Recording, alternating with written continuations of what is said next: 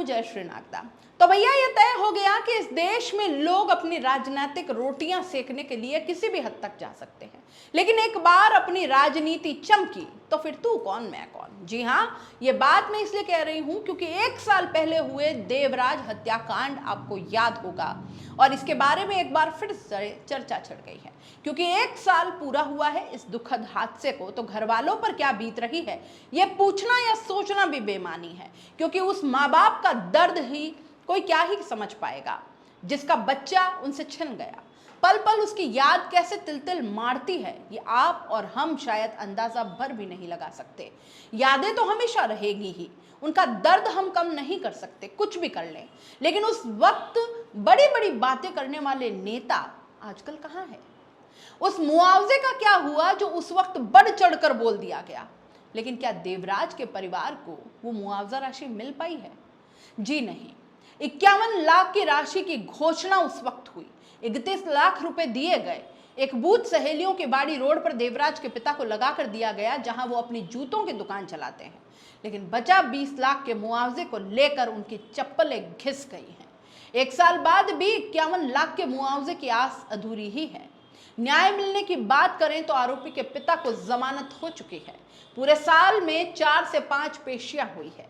देवराज की स्मृति में, उसकी याद में कोई भी संगठन सक्रिय नहीं हुआ। उसके बाद वो तमाम लोग जो उस वक्त तोड़फोड़ मचाने में आगे थे, आगजनी कर रहे थे, शहर की शांति को तहस नहस कर डाला, क्या वो एक बार भी गए देवराज के पिता से उनके हाल जानने के लिए?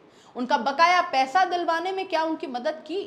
वो नेता जो बड़े बड़े भाषण दे रहे थे, भड़काऊ बातें कह रहे थे, अब कहाँ है? क्यों नजर नहीं आते? क्यों देवराज के पिता को ये राशि दिलाकर उनकी मदद नहीं करते? क्योंकि अब क्या फायदा, राजनीतिक रोटियां तो जितनी सिकनी थी सिक गई, जितना इस मुद्दे से फायदा उठाना था उठा लिया गया, अब कोई मतलब नहीं। अरे सारे वार्ड पार्षद जिन्होंने उस वक्त वादा किया था कि अपनी सैलरी में से कुछ अंश जरूर देंगे, कितनों ने दिया? क्यों कदम ठहर गए? सब कुछ राजनीतिक स्टंट है।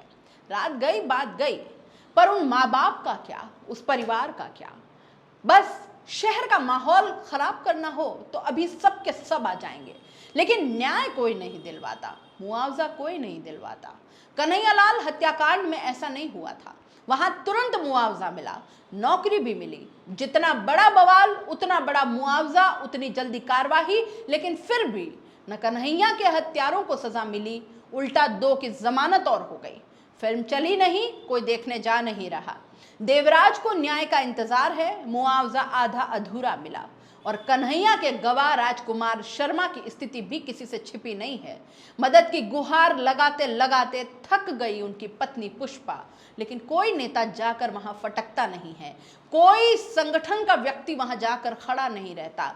बस सड़कों पर तमाशा करवा लो, बड़े बड़े भाषण दिलवा लो और बाद में किसी को कोई मतलब नहीं। यही कड़वी हकीकत है।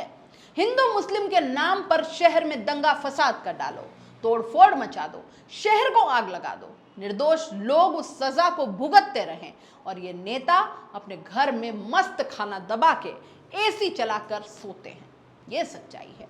जो भाजपा कन्हैयालाल हत्याकांड के मुद्दे को बुना बुना कर राजस्थान में सरकार बनाकर आ गई, वो क्या कर पाई?